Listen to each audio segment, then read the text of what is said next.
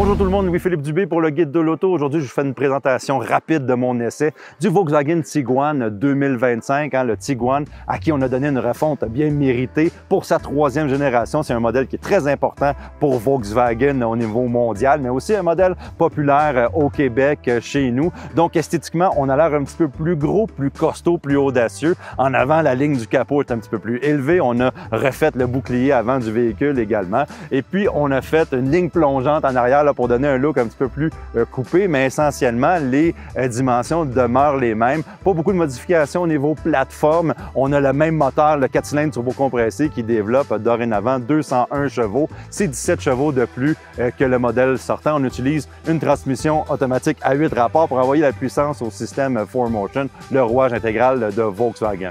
Beaucoup des changements qui ont été apportés au Volkswagen Tiguan 2025 se trouvent à l'intérieur. On a complètement redessiné la planche de bord avec des nouveaux matériaux. Ça a l'air plus large, je vais dire aussi plus chic de par les matériaux qu'on a choisis, les textures également. Donc, c'est quand même une planche de bord assez bien réussie sur ce côté-là. On a relocalisé des éléments comme le levier de changement de vitesse qui est passé de la colonne centrale à la colonne de direction. Ça qu'on aime ou on n'aime pas, ça a donné beaucoup d'espace dans cette colonne centrale-là. On a littéralement un cratère dans le milieu de 7,6 litres pour du rangement. Et ici, on voit également le bouton du volume. On a ajouté une commande manuelle pour le volume. Ça, c'est très bien. Puis aussi, cette commande rotative-là peut changer les modes de conduite, les ambiances, etc. Donc, très pratique. J'aime aussi que sur le volant, on a changé les petites commandes en plastique haptique pour des vrais boutons plus faciles d'utilisation et plus faciles d'entretien aussi. Dans cette variante-là qu'on a, la R-Line, on a un écran de 15 pouces. C'est un écran massif dans la planche de bord. Je peux vous dire que l'écran de 12,9 pouces dans les autres modèles du catalogue est amplement suffisant. Mais c'est un écran qui est clair, c'est précis, c'est facile à utiliser, donc pas de problème de ce côté-là. Côté confort à la deuxième rangée pour le Volkswagen Tiguan 2025, on a amplement d'espace à l'arrière avec un bon dégagement pour les jambes. C'est très confortable. Comme vous saviez, dans l'ancienne génération, on avait l'option d'une troisième rangée pour le Tiguan. C'est très rare dans le segment. Mais on a décidé de ne pas la ramener pour cette troisième génération parce que justement, seulement 10% des acheteurs optaient pour cette option-là en question. Donc, on veut offrir un petit peu plus d'espace. Pour le chargement en arrière de la deuxième rangée, je ne sais pas encore c'est quoi exactement les dimensions. On ne les a pas données, c'est pas confirmé chez Volkswagen, mais j'ai l'impression qu'avec la ligne de toit qui est plongeante en arrière, ça se peut qu'on perde quelques litres ici. Par contre, l'espace semble quand même très raisonnable et très spacieux. Côté conduite, avec le Volkswagen Tiguan 2025, on a une conduite qui est très agréable, très précise, un bon ressenti dans le volant. C'est une conduite signée Volkswagen pour un utilitaire. C'est très le fun à conduire.